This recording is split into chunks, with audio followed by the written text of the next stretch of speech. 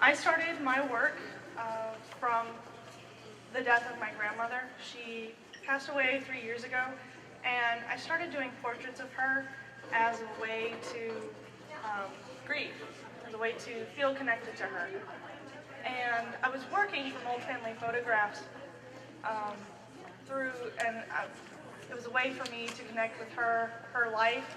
They might have been moments that I wasn't there, but they were moments that she experienced, and I wanted that connection with her.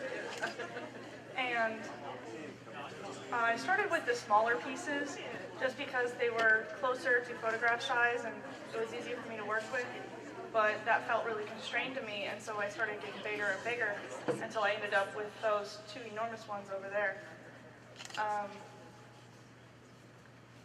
The way I started to see it was that I was painting sort of a portrait of myself through my grandmother because she influenced me as a person, and so these are moments from her life that influenced her, and in turn that influenced me. So that's how I got to it. Angie? Can you talk about your process a little bit?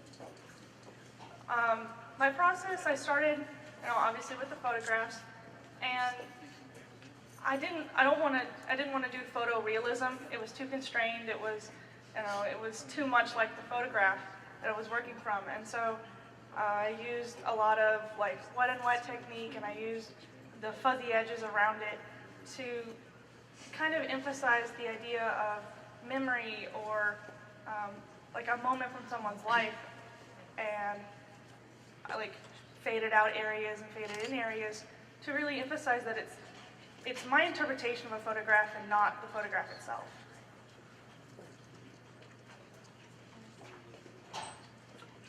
Yes? Can you talk about your choice of framing, like why you chose to frame them in this way?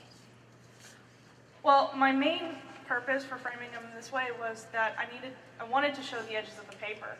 That was very important to me because I didn't put them in a box. I didn't want to square them off or mat them because that was too much like a photograph to me and it was too constrained. And so I float mounted them, and then size constraints also kept me from putting glass in front of them. Christina? Thanks. I actually just have a question out of curiosity. I'm assuming that the women in most of these pictures is your grandma, so I'm curious about the relationship between your two men in this photo, and if she is actually present in the other ones, and why not in this one? She is not present in all of them. A few of them, like Blue Sky here, is a niece, and over there on that far wall, there is my aunt and her sister and a cousin of mine. They're just people that were in her life and important.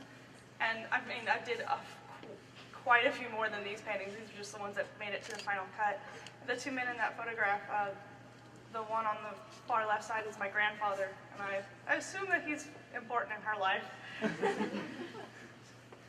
So, Angie? In your artist statement, you use the phrase relational identity.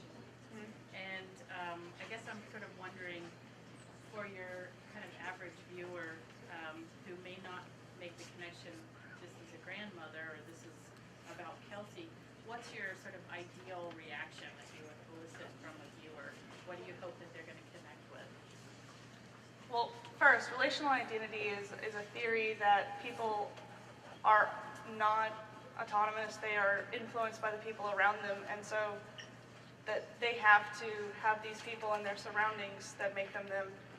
And I'm not sure how clear I made it in my artist statement that this was my grandmother, and it's like a portrait of her life, but the portrait of her life is actually me because of how much she's influenced me.